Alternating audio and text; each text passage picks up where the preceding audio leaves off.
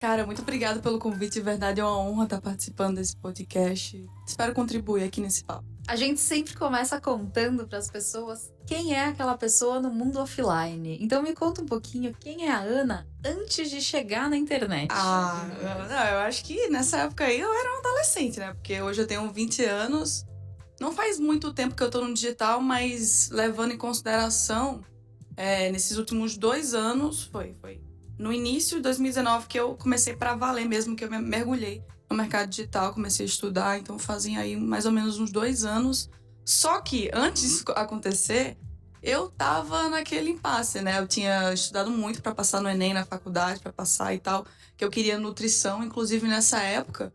Eu até já começava a falar um pouquinho no Instagram, compartilhar algumas coisas, que eu queria nutrição, aí eu ficava falando sobre vida fitness e tal. Só que ao longo desse tempo eu mudei e falo digital hoje, mas enfim. Passei pra nutrição na Federal, estudei pra caramba e antes mesmo de começar a faculdade eu larguei, porque eu entrei num processo de autoconhecimento naquele momento que você tem as férias antes de começar as aulas da Federal e aí, cara, eu vou aproveitar esse momento pra estudar e me autoconhecer um pouco mais. E foi aí que simplesmente eu desisti de fazer faculdade. Eu vi que aquilo não fazia parte da minha personalidade de forma alguma. E foi natural, de fato, empreender pra mim foi bem natural. Eu sempre fui uma criança, um adolescente que dava os seus pulos. Na infância eu vendia desenhos na escola, vendia balinha. Na adolescência também. Eu sempre fui uma adolescente que gostava de dar os seus pulos. Quando eu larguei a faculdade, aí você imagina, o meu pai, ele é servidor público.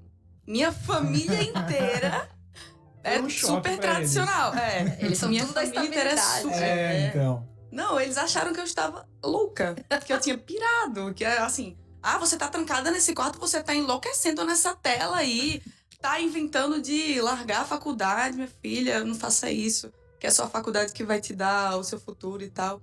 Mas foi bem nesse momento que as coisas estavam meio complicadas, que eu fui conversar com os meus pais, que eu ia tomar responsabilidade por tudo o que acontecesse, por todas as consequências, por tudo que eu tava fazendo naquele momento. E aí, eles cortaram minha mesada. E eu falei, Será? Mentira! E a mesada não era muito grande, não. Era R$250 que eu tinha pra comprar livro e tal, essas coisas. Mas cortaram e aí foi o momento que eu comecei mesmo a ter sangue nos olhos. Aí, nesse começo aí, eu tive que trabalhar como freela. Eu usava o Orkana pra trabalhar como designer. Também prestava uns serviços locais na minha cidade, de freelancer. E ao longo desse tempo, eu fui juntando dinheiro, que era o meu objetivo, R$2.000, pra começar de fato no digital. Eu comecei com e-commerce sem estoque, que eu agradeço muito por ter iniciado por esse caminho, porque eu diria que foi uma faculdade do mercado digital. Porque quando eu comecei, eu tive que aprender copy, tráfego, landing page, Fazer tudo, né? fazer tudo, gestão, logística. Então, assim, eu tive um crescimento assim, no meu repertório assim, absurdo. Absurdo, porque eu tive que lidar com todas essas áreas sozinha. Mas e como foi, tipo, no começo, assim, seus pais não aceitaram? Não. E, pelo jeito, não aceitaram muito porque cortaram até a mesada. Foi. E aí, Não, mas é porque eles queriam fazer com que ela, tipo, você quer isso mesmo? Então se vira pra conseguir, né? Se vira, eu não vou ajudar, porque eu não acredito nisso. Então aí eu... Mas aí, eles ainda foram legais. Porque tem muito pai que bota de castigo e fala não, ou você vai embora de casa, ou você faz o que eu mando. Eles foram expulso. eles foram um coisa pouco muito mais... pesada. Mas depois, quando você entrou nesse meio, você aprendeu tudo a fazer tudo. Mas antes de você chegar pros seus pais e anunciar, não, eu vou empreender no digital, vou começar no digital, você já sabia que você ia ter que aprender tudo isso? Você já tinha essa noção? Ou a hora que você chegou, você falou... Caraca, não sei eu não isso. sabia que era tudo isso. Eu comecei assim, tipo, eu comecei como freela, eu fui estudando sobre mercado digital em paralelo. E quando eu fui estudando, eu fui percebendo, né, que é muita coisa, assim, você não vai construir um conhecimento eficaz para você ter resultado em pouquíssimo tempo. Então, ao mesmo tempo que eu estudava, de fato, muito, eu acordava 5 horas da manhã, ia correr na praia. Depois de correr na praia, eu ia pra academia, puxar ferro, e depois disso, eu ia direto pra minha casa trabalhar. Teve dias que eu apagava de tanto trabalhar, de tanto estudar, então assim, foi uns momentos, umas épocas, assim, muito difíceis na minha vida. Antes da gente chegar na parte de fato que você tá trabalhando com o dropshipping, né? Sim. Vamos um pouquinho antes. Como que você descobriu que isso existia? Porque você falou assim, eu passei na faculdade e comecei a pesquisar. O que passou pela sua cabeça? O que você estava pesquisando exatamente? Como que você chegou nessas informações?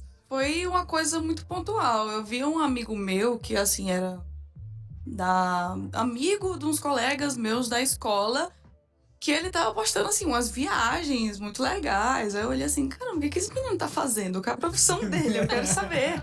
A minha mentalidade, assim, nessa época eu tinha 18 anos. Aí eu fui ver o perfil dele e acompanhar um pouco mais. E aí eu vi que ele fazia dropshipping.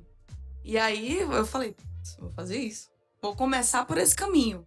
E foi aí que eu decidi mesmo. Eu vou contar uma curiosidade que eu ainda não contei no podcast. Mas, sem saber que existe essa palavra, eu fiz dropshipping numa época, sabia? Sério? No começo da minha faculdade. Só que assim, foi totalmente pra uso próprio. Sabe quando você desenvolve uma linha de maquiagem porque você quer ter a maquiagem? Foi tipo Sim. isso. Eu amava, era alucinada pela Kipling. Na minha época era assim, status. Quando você tinha a bolsa Era do luxo. macaquinho, nossa, era A maravilhoso. de rodinha também. É, Chiquérrimo. só que não tinha no Brasil, ninguém vendia no Brasil. Eu tinha que comprar quando eu viajava ou encomendar e era muito caro, não tinha nenhum revendedor aqui e tal. E aí eu conheci uma menina que morava na Holanda e ela vendia. Eu acho que eu conheci ela pelo eBay, porque eu comprei alguma coisa dela no eBay e tal. E eu falei, vamos fazer rolo? Vou fazer o seguinte, eu vou montar um site e aí eu vou vender as bolsas e aí você manda direto pra pessoa. E a gente divide o negócio e tal. E a gente começou a fazer. Tipo, acho que foi uns 2 anos depois, a All Bags tinha feito um contrato de exclusividade com a Kipling.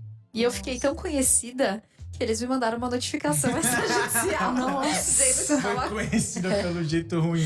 Porque, Nossa. tipo, teoricamente eu não podia, mas eu nem sabia sobre isso, Tinha direito né? de marca. Eu não tinha nada daquilo. Aí eu tive que fechar a minha lojinha. Mas, cara, tava funcionando Foi bom enquanto durou. Foi muito durou. O pessoal vê dropshipping e olha como se fosse aquele modelo tradicional que o pessoal faz na internet, só que grandes lojas fazem dropshipping. A Magazine Luiza faz dropshipping, ou seja, ela deixa os vendedores lá no marketplace dela para vender. Tipo, muitas lojas gigantes fazem dropshipping, só que as pessoas não entendem que é só um modelo de logística. Então, por isso que eu gosto de falar que é um e-commerce sem estoque. Como que funciona exatamente o dropshipping? Bom, você tem o fornecedor, você seria a loja, então você meio que seria o intermediador dessa venda. Então, quando o cliente ele compra na tua loja, você faz a página de vendas, tudo direitinho, também é encarregado pelo marketing, você envia diretamente o pedido para o fornecedor através da plataforma, então isso tudo é integrado também, e ele manda o fornecedor direto para o cliente. Então, você não cuida de custo fixo, não cuida de estoque, não cuida de um alto custo com funcionário. Então, por isso que também eu achei uma alternativa muito viável para quem estava começando, né? Porque você não tem uma barreira de entrada muito grande, você pode começar com pouco capital. E como é que era o seu negócio? Como que ele surgiu? Como que ele começou? O que você O vendia? que você vendia? Um dos meus primeiros produtos que mais vendeu, assim, que pegou realmente tração e que me trouxe resultado de fato, foi aqueles ring lights. Ah, que Sabe? legal. Aí eu fiz uma copy que era basicamente... Você sabia qual é o segredo das blogueiras para ter uma maquiagem perfeita, uma iluminação e tal? Eu meti essa copy e aí eu consegui escalar. Aquele produto foi um dos meus primeiros produtos vencedores.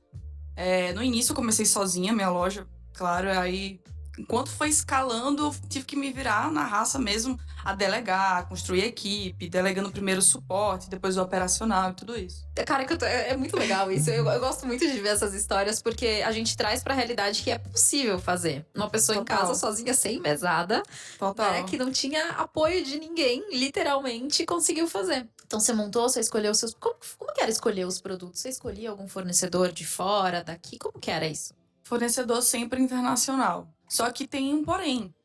Dependendo do frete que você escolhe, pode demorar para chegar. Antigamente era padrão isso, demorava para chegar. Só que atualmente, hoje em dia, já faz um bom tempinho, você tem alguns modelos específicos de frete que conseguem chegar em tipo 10, 15 dias, muito Eu fácil. não sabia. Da China até o Brasil. Você ainda trabalha com dropshipping? Não. Não? Hoje? Atualmente, a gente vai chegar nessa história aí, né? O que foi que desenrolou o meu negócio. O que eu tô fazendo hoje, como é que se desenrolou a empresa, mas vai chegar isso. Tá, mas vamos lá. Então